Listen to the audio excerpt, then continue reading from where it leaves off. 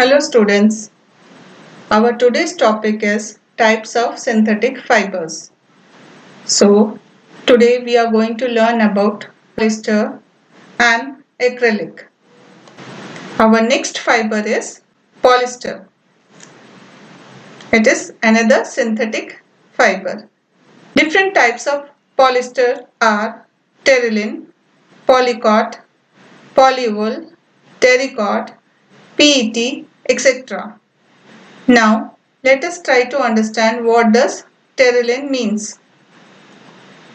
Terylene is a polyester fiber which is blended with natural fiber to improve its properties. It has properties of natural fibers, but it is actually prepared in factories. Polycot. It is a mixture of polyester and cotton. Polywool. It is a mixture of polyester and wool. Terrycot. It is made by mixing terylene and cotton.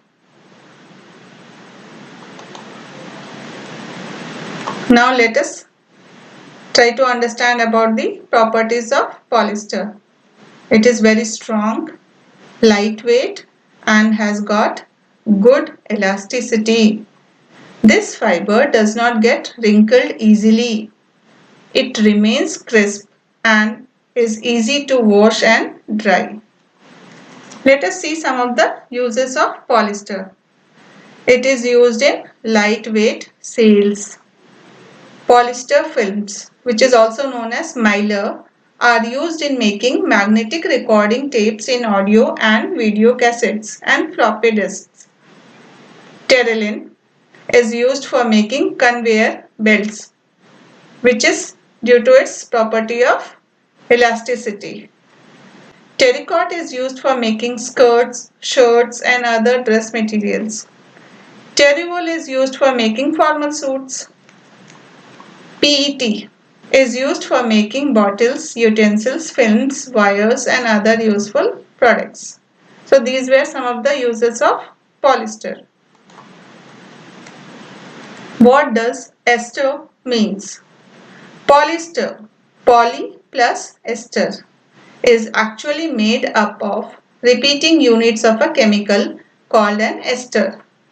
Esters are the chemicals which give fruits their smell. So you might have observed while eating fruits, you get a peculiar type of smell. From the smell itself, you are able to identify which fruit somebody is eating. Our next synthetic fiber is acrylic. We wear sweaters and use shawls or blankets in the winter. Many of these are actually not made from natural wool, though they appear to resemble wool. These are prepared from another type of synthetic fiber which is called an acrylic. The wool obtained from natural sources is quite expensive, whereas clothes made from acrylic are relatively cheap. They are available in a variety of colors. You can see different colors. Synthetic fibers are more durable and affordable, which makes them more popular than natural fibers. Let us perform one more activity which you have already done in class 7th, that is burn test for natural and synthetic fibers. So when we burn synthetic fibers, we find that their behavior is different from that of the natural fibers. Synthetic fibers melt on heating. Actually, this is a disadvantage of synthetic fibers. If the clothes catches fire, it can be disastrous. So the fabric melts and sticks to the body of the person wearing it. We should therefore not wear synthetic clothes while working in the kitchen or in the laboratory.